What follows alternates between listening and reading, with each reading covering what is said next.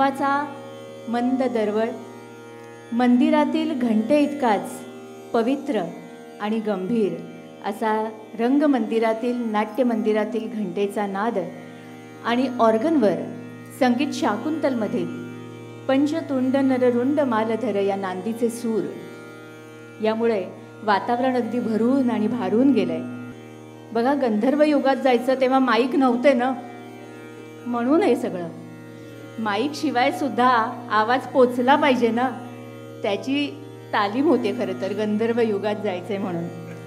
संगीत सभा बांद्रा पूर्व आयोजित गंधर्व संगीत या कार्यक्रमात सर्व उपस्थितांचं, सर्व मान्यवरांचं संगीत सभेच्या वतीनं आणि आम्हा सर्व कलाकारांच्या वतीनं अगदी मनापासून स्वागत करते. संगीत सभा बांद्रा या संस्थेचं हे सुवर्ण महोत्सवी वर्ष आहे. 50 वर्ष हा स्वरयज्ञ, हा गानयज्ञ सुरू आहे. अनेक मान्यवर कलाकारांचा स्वरस्पर्श या संस्थेला लाभला आहे आणि सुवर्ण महोत्सवी वर्षानिमित्तच नटसम्राट, स्वरसम्राट बालगंधर्व यांनी गाऊन प्रसिद्ध केलेल्या अजरामर अशा नाट्यगीतांचा आजचा हा कार्यक्रम गंधर्व संगीत. आणि संगीत रंगभूमीला पडलेलं, राम प्रहरी पडलेलं रम्य स्वप्न म्हणजे बालगंधर्व. मराठी रंगभूमीचे जनक हे जरी विष्णुदास भावे असले तरी मराठी संगीत रंगभूमीचे जनक म्हणजे अण्णासाहेब किर्लोस्कर. त्यांच्या संगीत शाकुंतल या नाटकापासून मराठी संगीत रंगभूमीची सुरुवात झाली आणि पुढे ही संगीत रंगभूमी अनेक कलाकारांनी समृद्ध केली. त्यापैकीच संगीत रंगभूमीवर स्वतःचं युग निर्माण करणारे नारायण श्रीपाद राजहंस अर्थात बालगंधर्व. पण गंधर्व म्हटल्यानंतर पटकन आपल्या मनात आणि ओठावर नाव येतं ते बालगंधर्व यांचंच येतं. बालगंधर्व यांची जयंती 26 जून, त्यांचं जन्मसाल 1888 आणि स्मृती दिवस 15 जुलै साल 1967. या पार्श्वभूमीवर बालगंधर्व यांना मानवंदना देणारा आजचा हा कार्यक्रम गंधर्व संगीत. बालगंधर्व यांनी योगासनं शिकली आहेत, योगशास्त्राचा त्यांनी अभ्यास केला आहे आणि तसंही संगीत आणि रसिक हा स्वरयोगसुद्धा त्यांनी जुळवून आणलाच की. तसंच आज विश्व संगीत दिवससुद्धा आहे आणि जागतिक योग दिवससुद्धा आहे आणि हा एक छान योग जुळून आलेला आहे की आज विश्व संगीत दिनाचे औचित्य आणि जागतिक योग दिनाचं औचित्य आणि हा गंधर्व संगीत कार्यक्रम. अतुल खांडेकर यांच्याशी आपण संवादही साधणार आहोत की शारदा नाटकातीलच नांदीनं का बरं आपण सुरुवात करतोय ते आपण त्यांच्याकडूनच जाणून घेणार आहोत. पण सुरुवात करूया नांदीने.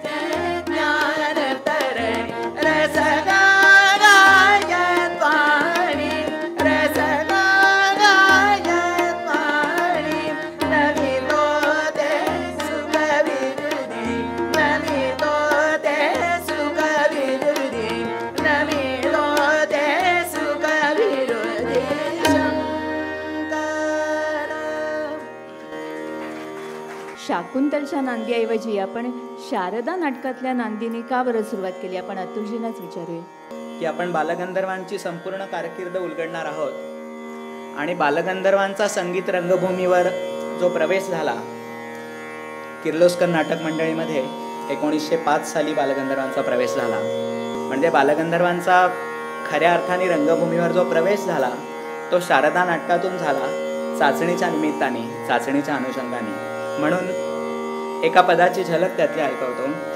म्हणजे आपण कसं कुलदेवतेला जातो ना, सगळं कुटुंब मिळून आपण कुलदेवतेला जातो, त्याप्रमाणे सगळं कुटुंब मिळून गंधर्वांच्या नाटकाला जायचा हा कुळाचार होता. म्हणजे केवढी नटून थटून खरंय.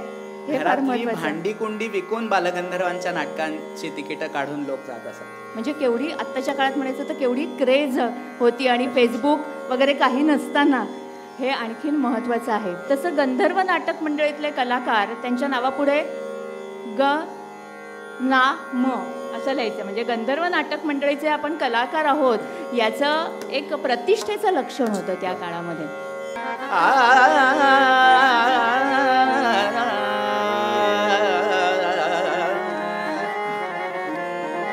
अजुनी खुळा नाद पुरेसा कैसा होईना, पुरेसा कैसा होईना. अजुनी खुळा नाद पुरेसा कैसा होईना, पुरेसा कैसा होईना. अजुनी खुळा नाद पुरेसा कैसा होईना, पुरेसा कैसा होईना, पुरेसा कैसा होईना. हे ते पद होतं जे ऑडिशनसाठी बालगंधर्व गायले होते आणि त्यांचा किर्लोस्कर नाटक मंडळीमध्ये प्रवेश झाला. की 1929 मध्ये हरिबिलास सारडा यांनी प्रस्तावित केलेला बालविवाह प्रतिबंध कायदा सारदा कायदा मंजूर झाला, तेव्हा नाटकाच्या नावावरून सारडाचं शारदा झालं. इतकं ते नाटक लोकप्रिय झालं. नारायण श्रीपाद राजहंस 10 वर्षांचे असताना त्यांचं गाणं लोकमान्य टिळकांनी ऐकलं आणि त्यांच्या तोंडून उत्स्फूर्त आणि सहज असे उद्गार आले की हा बालगंधर्व फारच सुरेख गातो बुवा. नारायण राजहंस बालगंधर्व झाले की मराठी माणसांनी 3 बावर मनापासून प्रेम केलं. बाळ गंगाधर टिळक, बालगंधर्व आणि बासुंदी.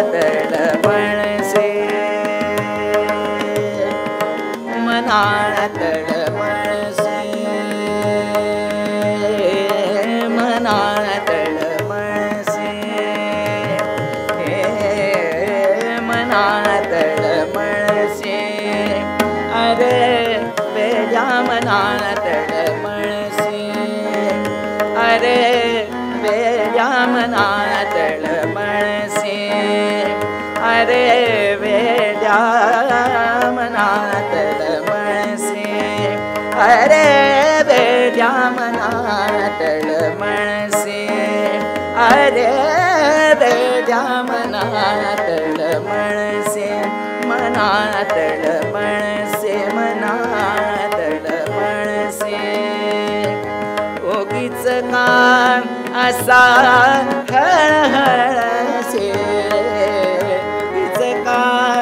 असा हळहळसे उगीच का असा हळहळसे मना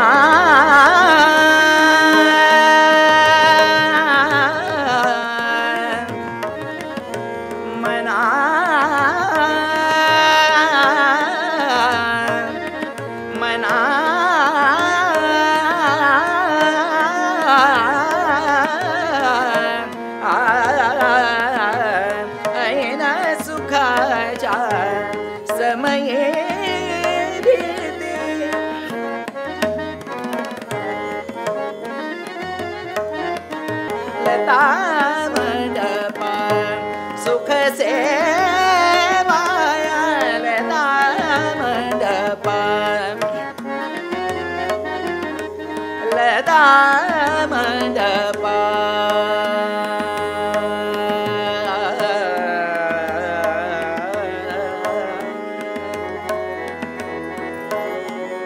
लता मंडपा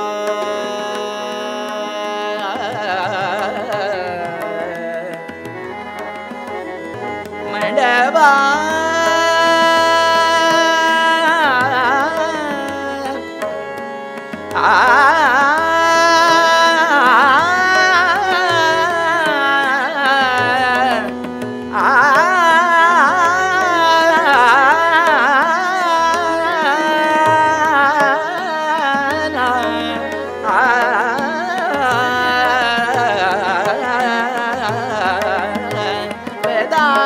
मंडपा सुख सेवा लता मंडपा अरे वेड्या मना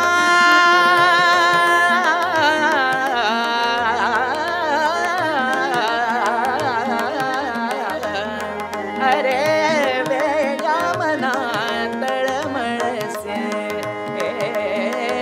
वेड्या मना तळमळसे अरे वेड्या मना तळमळसे अरे वेड्या मना तळमळसे मना तळमळसे मना तळमळसे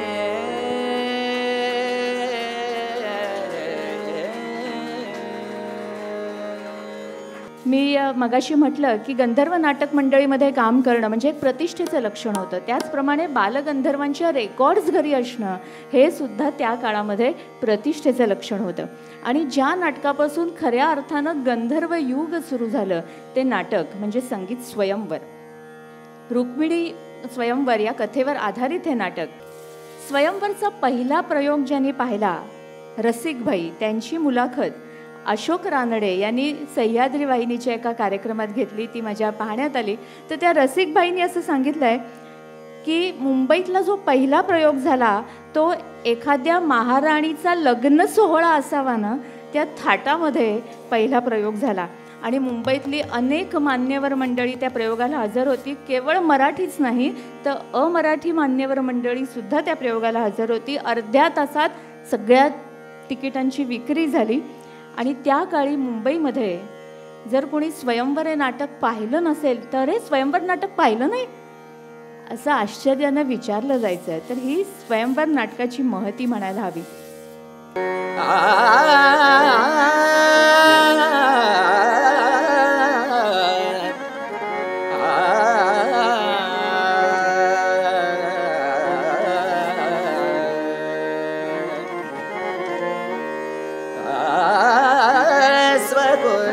तारक सुता स्वकुल तारक सुता स्वकुल तारक सुता स्वकुल तारक सुता स्वकुल तारक सुता सुता स्वकुल तारक सुता सुता स्वकुल तारक सुता सुता स्वकुल तारक सुता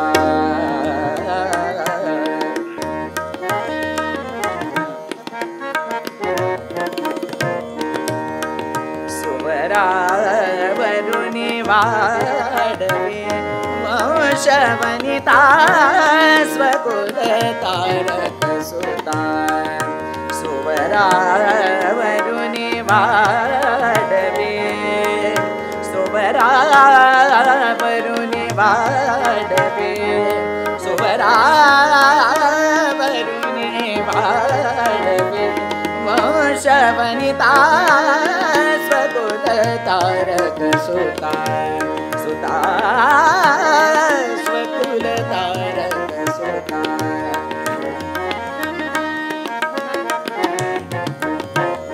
सुता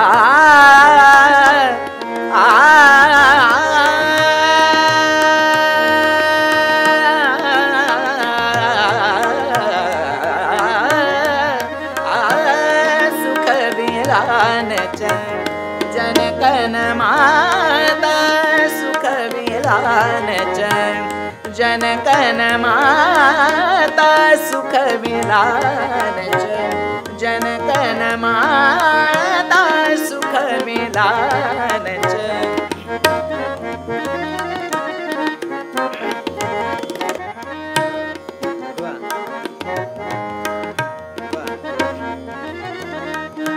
सुख मिलान जनकन माता ऐसे कांता नर करता ऐसे कांता नर करता स्वकुल तारक सुता सुता स्वकुल तारक सुता सुवरा वरुणी वाडवे वंश वनिता स्वकुल तारक सुता सुता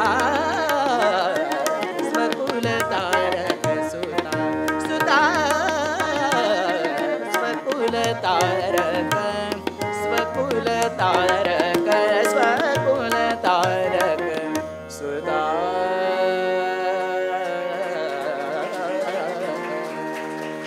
सिंधू, एकच प्यालामधली सिंधू, तिचं जुनं लुगडं ते सुद्धा त्यांनी कारागिराकडून, त्याची बॉर्डर सुद्धा त्यांनी कारागिराकडून करून घेतली होती आणि मग 16 मुळा करून ती साडी वापरली. बालगंधर्वांनी कायम रंगभूमीच्या श्रीमंतीचाच विचार केला, स्वतःच्या वैयक्तिक श्रीमंतीचा त्यांनी कधी विचार केला नाही. म्हणजे पौराणिक नाटकं पाहताना प्रेक्षकांना वाटे की आपण पौराणिक काळातच वावरत आहोत. आणि त्यांच्या व्यवहाराला काटकसर अजिबात माहीत नव्हती, कारण जे करायचं ते भव्य दिव्य करायचं आणि प्रेक्षकांना तुडुंब आनंदामध्ये न्हावू घालायचं, हेच त्यांचं व्रत होतं, वसा होता आणि ते त्यांनी अगदी कसोशीने पाळलं. खरं तर त्यावेळेला कंपनीच्या डोक्यावर कर्जाचा डोंगर होता आणि एके दिवशी संध्याकाळी बालगंधर्वांचा नेहमीचा अत्तरवाला आला कंपनीत. बघता बघता गंधर्वांनी 1,500-2 हजाराची अत्तरं विकत घेतली. बघा, त्या काळातली 1,500-2 हजाराची अत्तरं त्यांनी विकत घेतली. रुक्मिणी सेटवर आल्यानंतर, स्टेजवर आल्यानंतर संपूर्ण थिएटर कसं अत्तराच्या घमघमाटानं भरून गेलं पाहिजे असं त्यांना वाटत असे. एरवी नाटकाव्यतिरिक्त अत्तराचा छोटासा फायासुद्धा या प्रेक्षक वेड्या कलाकारानं कधीही स्वतःकडे बाळगला नाही. जे केलं ते केवळ रसिकांसाठी केलं. म्हणजे अमुक अमुक अत्तर हे स्वयंवरमधल्या रुक्मिणीचं, हे सुभद्रेचं, हे द्रौपदीचं, हे विद्यारण्यमधल्या देवयानीचं. की स्वयंवर नाटकामध्ये दादा ते आले ना म्हणून बालगंधर्व स्टेजवर येण्याच्या आधीच त्या आणि शालू अत्तर बादलीत ओतून त्याच्यात त्यांचा शालू भिजवून तसाच्या तसा ओला त्यांना नेसवला जात असे. एकतर त्याला कुठे चुण्या पडू नयेत किंवा त्याला कुठे चुरगळू नये हा एक विचार होता. आणि त्या भूमिकेचा दरवळ एक एक अत्तर त्यांनी योजलेलं होतं की माझ्या मायबापांना मी 5 इंद्रियातून आनंद दिला पाहिजे. तर गाण्याबद्दल तर आपण कोणी काय बोलूच नाही, पण सगळं दिसलंही सुंदर आणि भव्य दिव्य पाहिजे, सुगंधही तसाच पाहिजे असा विचार त्यांनी केला होता.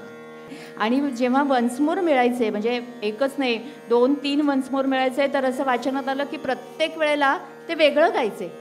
नुसतं संगीत दिग्दर्शक एवढीच पोस्ट किंवा एवढाच मान त्या संगीतकारांना नव्हता, तर ती गुरूंची गादी असे तिथे.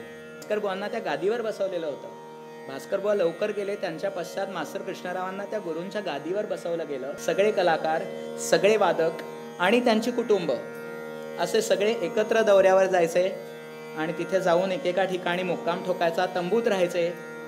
आणि इतकं होतं, आचारी बरोबर होते कंपनीत, वैद्य होते. बालगंधर्वांच्या कंपनीत तर गवळी आणि गायी सुद्धा होत्या. असं म्हणतात की बालगंधर्वांच्या कंपनीतल्या गवळ्यांनी त्या काळी बेळगावमध्ये बंगला बांधला होता. इतकी श्रीमंती गंधर्व नाटक कंपनीने अनुभवली होती. नटमंडळी आणि त्यांची कुटुंब रोज चांदीच्या ताटात जेवत असत. एक खाकी हाफ पॅन्ट, एक पांढरा सदरा आणि चहापुरते सुद्धा पैसे खिशात ठेवत नसत, असे बालगंधर्व बावलिया होते. तर तिथपासूनच सुरुवात झाली की हे सगळे संगीत प्रकार एका नाटकात एकत्र आणि सगळ्या स्तरांवरच्या प्रेक्षकांना, श्रोत्यांना एकत्र ऐकायला मिळण्याची संधी संगीत नाटकांनी उपलब्ध करून दिली. हे अगदी पहिल्या म्हणजे शाकुंतल नाटकापासूनच हे सुरू झालं. अल्लादिया खां साहेब प्रयोगाला यायचे आणि ते जेव्हा नाही यायचे तेव्हा सुद्धा त्यांच्यासाठी एक खुर्ची राखून ठेवलेली असायची. शाहू महाराज आणि जिथे जातील तिथले राजे हे प्रयोगाला यायचे. तिथपासून ते बालगंधर्वांच्या नाटकांमध्ये वेश्यांसाठी सुद्धा तिकीटं राखीव असायची. म्हणजे भास्करराव बखलेंनी 3 रत्न दिली संगीत क्षेत्राला. गोविंदराव टेंबे, मास्तर कृष्णराव आणि बालगंधर्व ही 3 रत्न त्यांनी आपल्याला दिली. जयपूर घराण्याचे अध्वर्यू अल्लादिया खाँ साहेब हे सुरुवातीला भास्करबुवांवर नाराज झाले होते. याचं कारण असं की मगाशी मी जे म्हणालो की अमुक एका वर्गासाठी असलेलं संगीत दुसऱ्या कोणी ऐकायचं नाही, असे समाजाने केलेलं ते वर्गीकरण होतं, ते निषिद्ध समजलं जात होतं. आणि अल्लादिया खाँ साहेब नाटक बघायला आले आणि ते जे काही खुश झाले. आणि मग पुढे अल्लादिया खाँ साहेब नेहमीच बालगंधर्वांच्या नाटकांना, कोल्हापूर आणि त्याच्या आसपासच्या प्रयोगांना नक्कीच येत असत.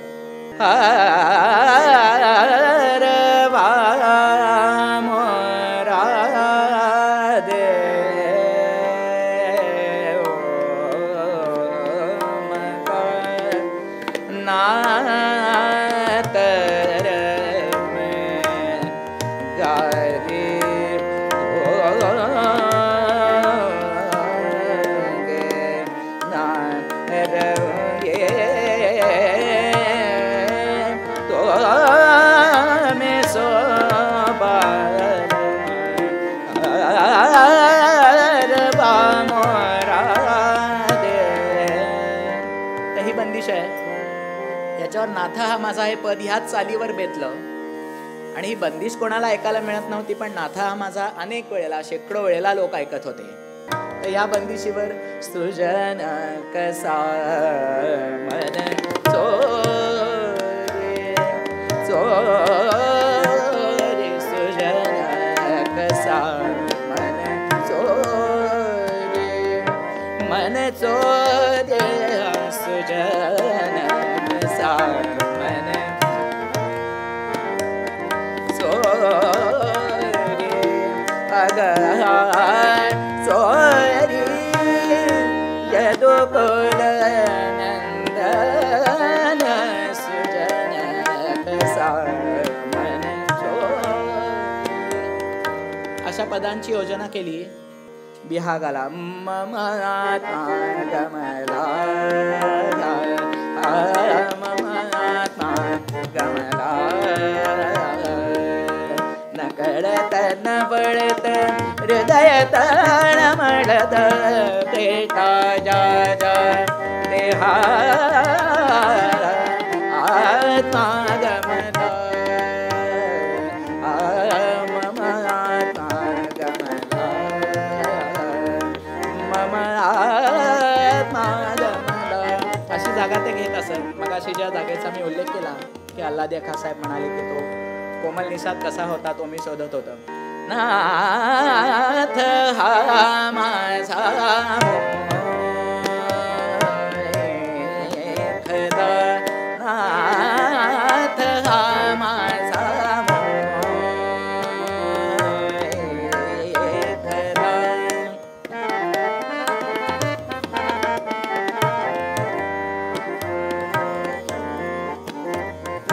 नाथ हा माझा मोखदा, शेषोपाळला घाली झाला वेद रुक्मे शिशु समानिला. नाथ हा माझा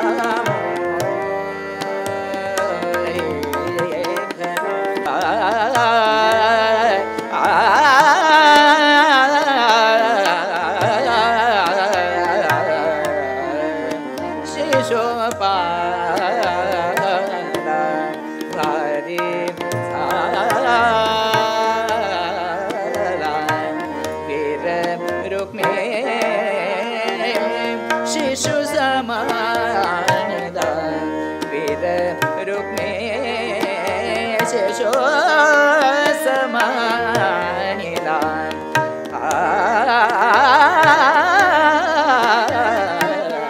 नाथ हा माझा मोखदा समानिला. नाथ हा माझा मोही नाथ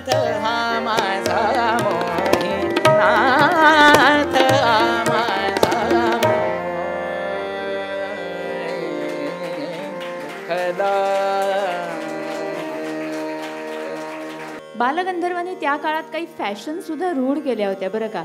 म्हणजे ते वेणी घालायचं ना, ती कशी असायची तर मोगऱ्याची फुलं आणि मध्ये गुलाबाचं फूल अशी त्यांची वेणी असायची. त्यामुळे ती गंधर्व वेणी म्हणून प्रसिद्ध होती. आणि केवळ मराठी स्त्रियांनीच त्यांचं अनुकरण केलं असं नाही, तर गुजराती आणि पारशी स्त्रियासुद्धा त्यांच्यासारखी वेशभूषा केशभूषा करायच्या आणि फोटो काढायच्या. बालगंधर्वांच्या बरोबर साधारण 35-40 वर्ष ज्यांनी ऑर्गनची साथ केली ते हरिभाऊ देशपांडे. तर माझी आजी, माझ्या आईची आई, अनेक वर्ष हरिभाऊंच्याकडे अनेक पदांची तालीम तिने घेतली होती. तर बालगंधर्व म्हणजे ज्याला आपण ह्या जागा म्हणतो, पद खुलवणं म्हणतो, त्याला व्हरायटीज असा शब्द वापरायचा आहे. तर त्या व्हरायटीजमधून ते नुसतं काहीतरी सांगीतिक चमत्कृती करायची म्हणून त्या नसत, तर त्याच्या मागे काही ना काहीतरी अभिनयाचा विचार असेल. आणि हे कसं असायचं हे हरिभाऊ देशपांडे करून दाखवायचे, अभिनयासहित करून दाखवायचे. आपल्याला बघायला मिळतं की फक्त संगीत नाटकाच्या क्षेत्रातच काम करणारे कलाकार नव्हेत, तर रागसंगीतातले ज्यांना बादशाह समजले गेले ते भीमसेनजी सांगतात की सवाई गंधर्वांच्या इतकेच बालगंधर्व माझे गुरु आहेत.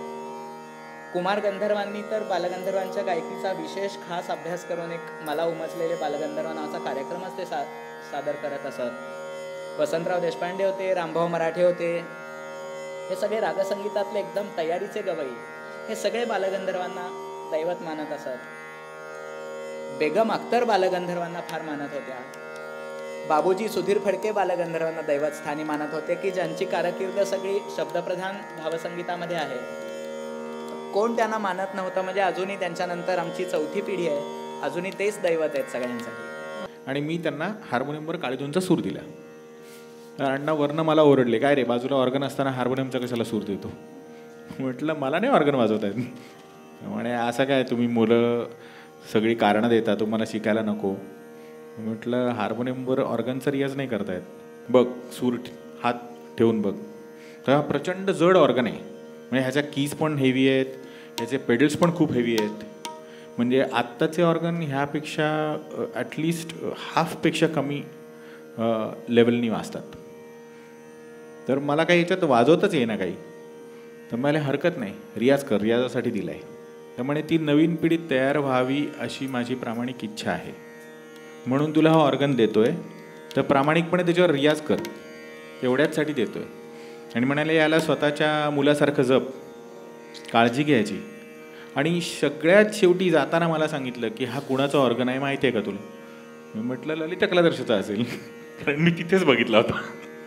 ते म्हणाले नाही नाही, हा बालगंधर्वांचा ऑर्गन आहे. आणि गंधर्वांकडनं रांगणेकरांनी तो घेतला ज्या वेळेला सगळा लिलाव झाला, त्यावेळेला की त्यांची आठवण असावी म्हणून. आणि रांगणेकरांकडे होता. रांगणेकरांनी गंधर्व यांना दिला, अण्णा पेंढारकरांना, की तो ललित कलादर्शमध्ये वाजला जाईल म्हणून. पण हा प्रचंड हेवी असल्यामुळे हा फारसा ललित कलादर्शमध्ये वाजला नाही. आणि मग तो असा माझ्याकडे त्याचा प्रवास झाला.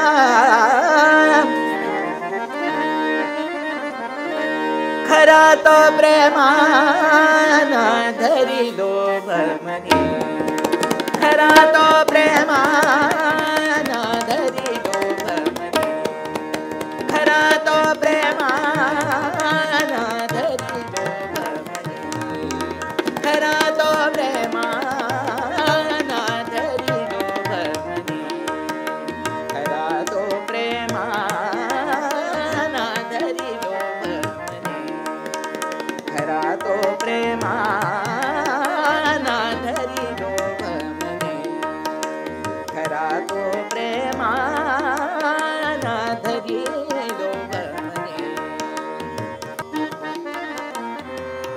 भास्कर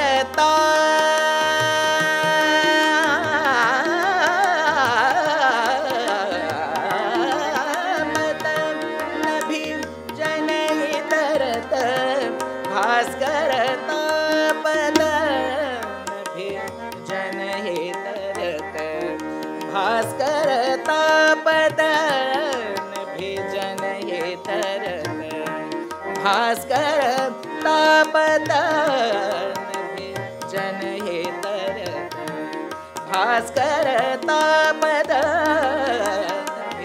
जन हे तरत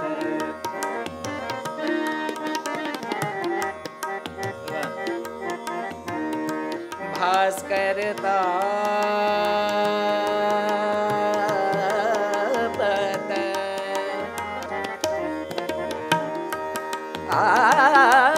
पीडित जन देखता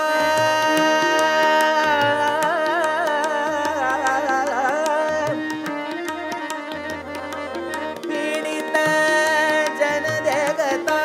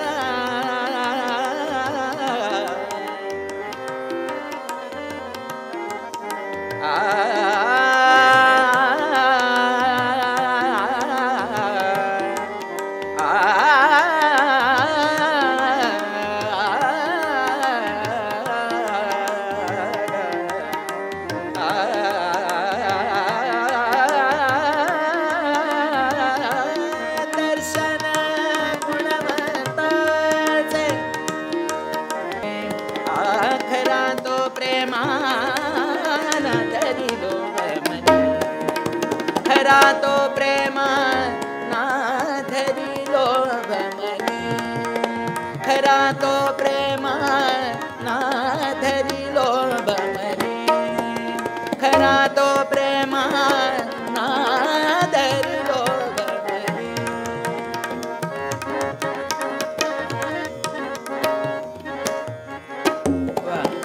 खरा तो प्रेम ना धरी लोभ मनी खरा तो प्रेम ना धरी लोभ मनी खरा तो प्रेम ना धरी लोभ मनी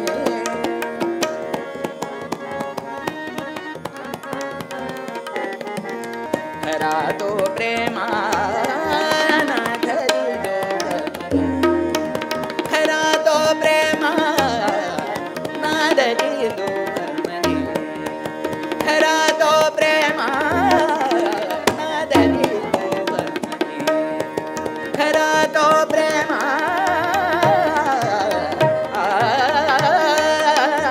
धरी लोभ मनी खरा तो प्रेम ना धरी लोभ मनी ना धरी लोभ मनी ना धरी लोभ मनी.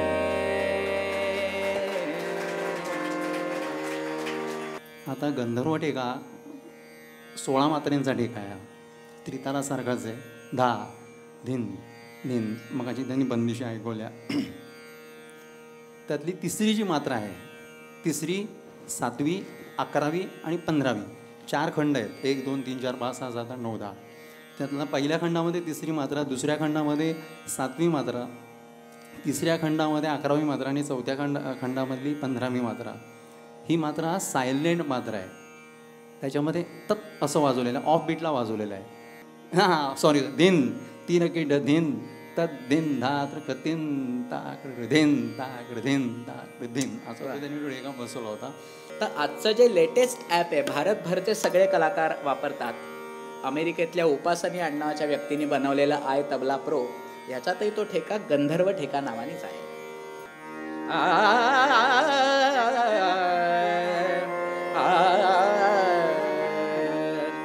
रूप बलितो नरसा तुल साचा, रूप बलितो नरसा तुल साचा, रूप बलितो नरसा तुल साचा, शनी विनाशित रिपुभाव मनीचा, शनी विनाशित, शनी विनाशित. बालगंधर्वांची कुठली भूमिका सगळ्यात लोकप्रिय? तर एकच प्याला, आणि नंतर स्वयंवरचा नंबर लागला. आणि बालगंधर्वांचं मोठेपण इथे मला सांगावंसं वाटतं. त्यांनी रत्नाकर मासिकाच्या संपादकांना सांगितलं, गौरवपर विशेषांक होता ना, त्यांनी सांगितलं की केवळ माझे गौरवपर लेख छापू नका, माझ्यावर टीकासुद्धा छापून आलेली आहे, तीसुद्धा छापा. लोकांना टीका करण्याचा अधिकार आहे, आणि जेव्हा टीकासुद्धा छापून येईल तेव्हाच तो अंक खऱ्या अर्थाने वाचनीय होईल. बालगंधर्वांचं चरित्र अलीकडे ज्या रूपात लोकांपुढे आलं ना, तर त्याच्यात एक निष्कारण बालगंधर्व अव्यवहारी होते, किंवा असं एक नकळत एक त्यांच्याबद्दलचं मत बनून गेलं. पण तसं नव्हतं. जे काही होतं, जे काही त्यांचं खर्च करणं होतं, ते सगळं संपूर्णपणे रसिक मायबापांसाठी होतं. त्याच्यात 100% परमार्थ होता, स्वार्थ अजिबात नव्हता. राम गणेश गडकरींनी फाटक्या लुगड्यात बालगंधर्वांना ज्या नाटकामध्ये उभं केलं होतं, ती सिंधूची एकच प्यालाची भूमिका त्यांची सगळ्यात लोकप्रिय भूमिका ठरली. बघून को माझ्याकडे के बिलवाणा राजस बाळा, राजस बाळा, बघून को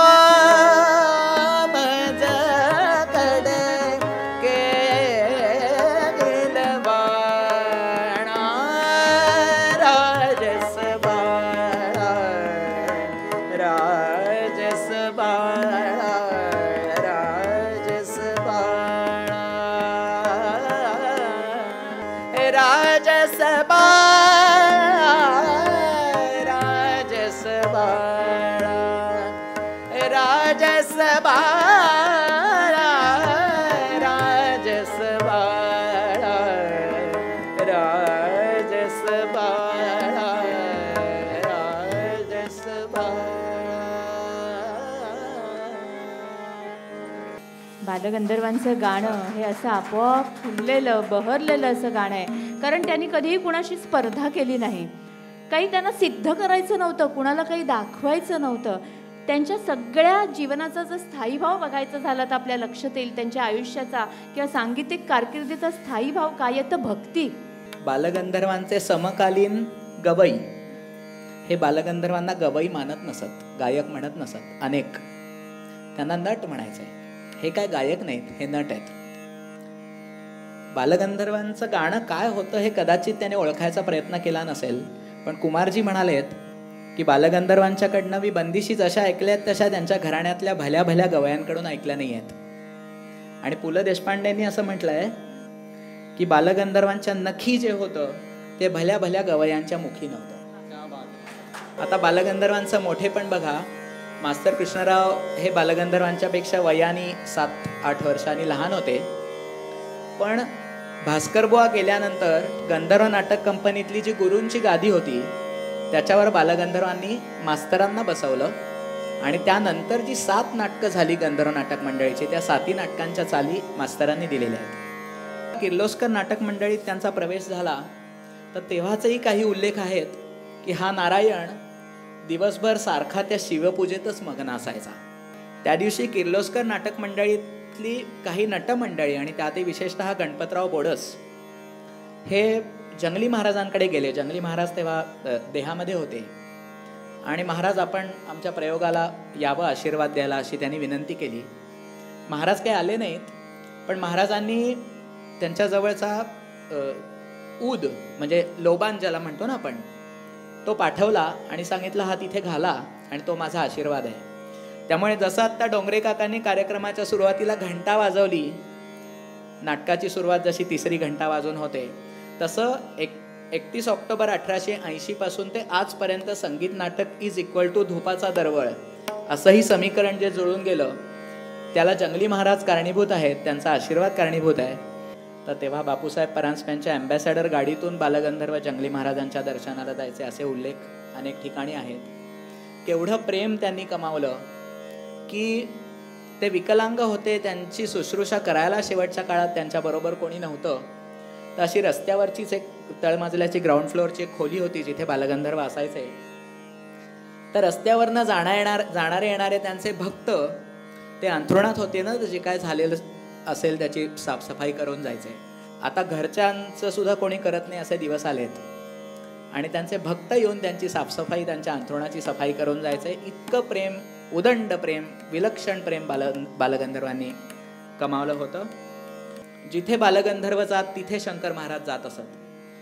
बालगंधर्वांच्या नाटकात शंकर महाराज पडदे ओढायला बसलेत असेही उल्लेख आहेत. नाटकाच्या मध्यंतरामध्ये स्टेजवर महाराजांची पाद्यपूजा करत असत बालगंधर्व असे उल्लेख आहेत.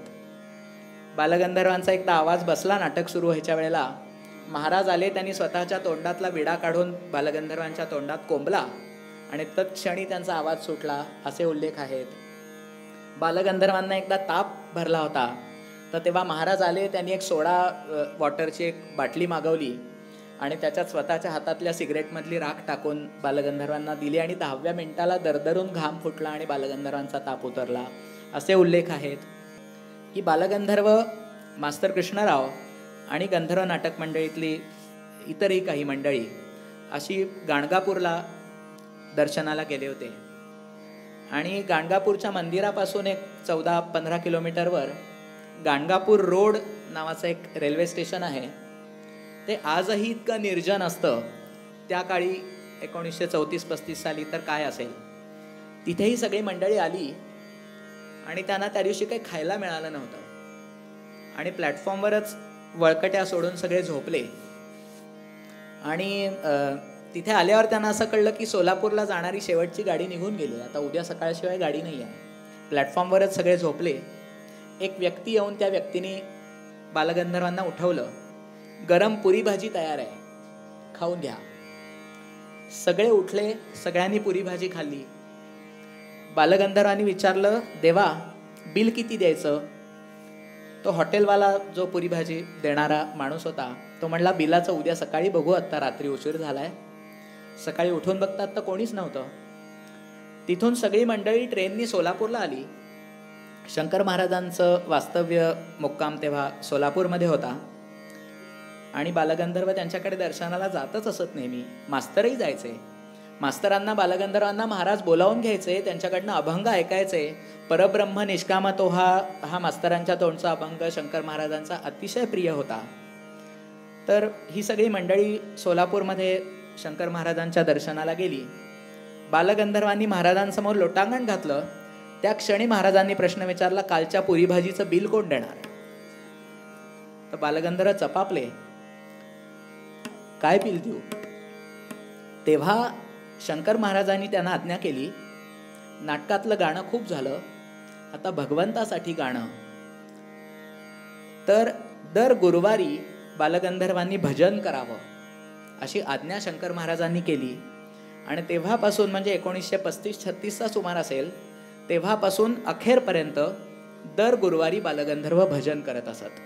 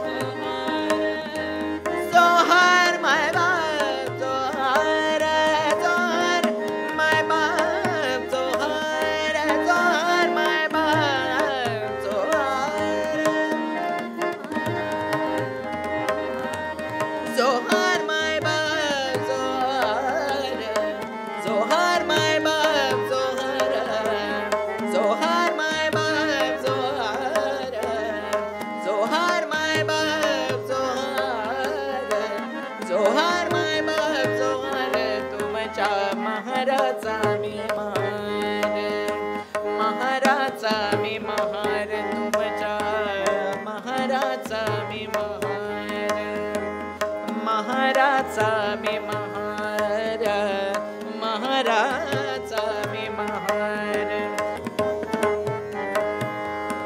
जोहार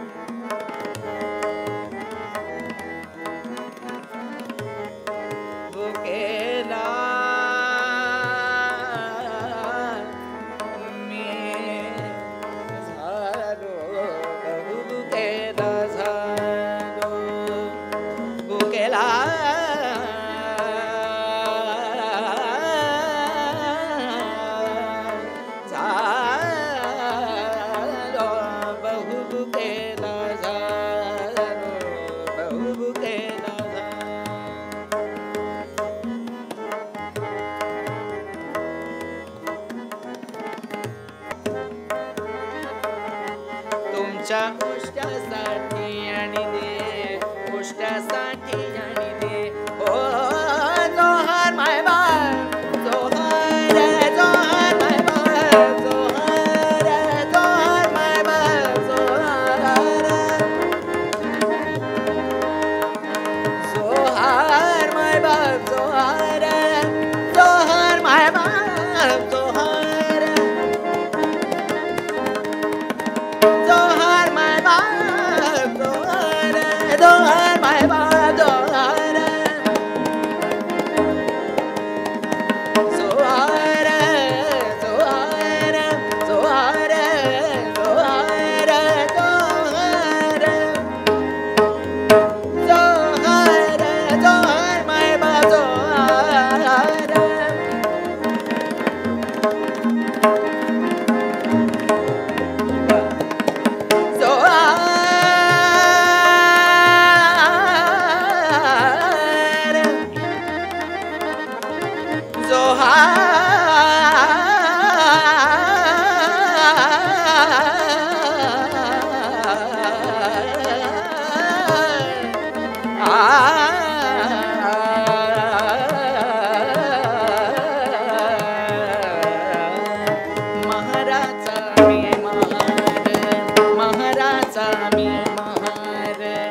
महाराचा मी महार तुमच्या महाराचा मी महार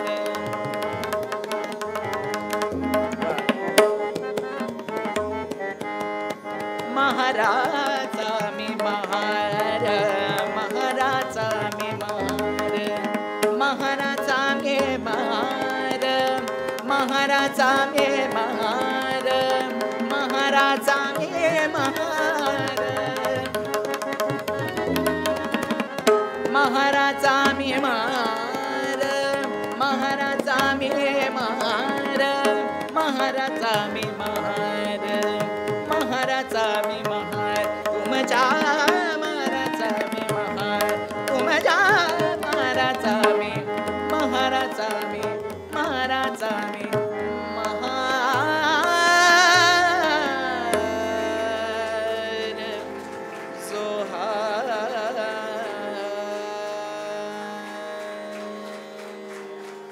म्हणजे रंगभूमीकडे त्यांनी व्यवसाय म्हणून कधीही पाहिलं नाही, तर रंगभूमीची आणि रसिकांची त्यांनी उपासना केली. जर त्यांना कोणी विचारलं असतं बालगंधर्वांना तुम्ही काय करता हो, तर त्यांनी सांगितलं असतं मी आनंद देतो, मी आनंद वाटतो. सुंदर ते वेचावे, सुंदर करोनी मांडावे, स्व आणि इतरांच्या आनंदासाठी. जे काही असेल सुंदर ते वेचायचं, ते सुंदर करून, आकर्षक करून, मोहक करून मांडायचं. कशासाठी? स्वतः आनंद घ्यायचा आणि इतरांना सुद्धा आनंद द्यायचा.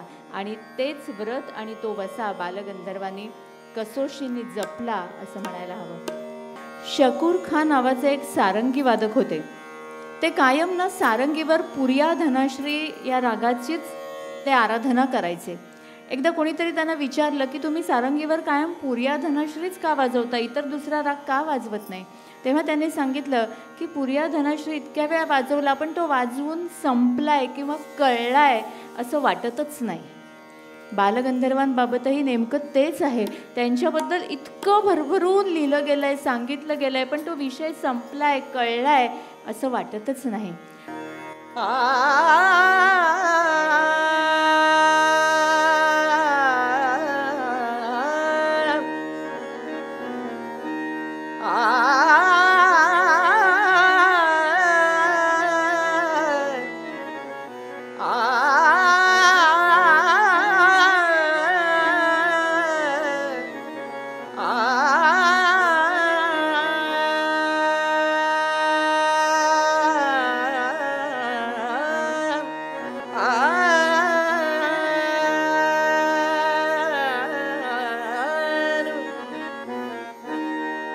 आम्ही जातो आमच्या गावा, आम्ही जातो आमच्या गावा, आम्ही जातो आमच्या गावा, आमुचा राम राम घ्यावा, आमुचा राम राम घ्यावा, आमुचा राम राम घ्यावा,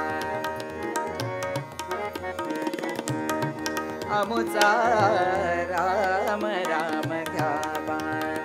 आम्ही जातो आमुच्या गावा, आम्ही जातो आमुच्या गावा, आम्ही जातो आमुच्या गावा, आमुचा राम राम घ्यावा, आमुचा राम राम घ्यावा, आमुचा राम राम घ्यावा.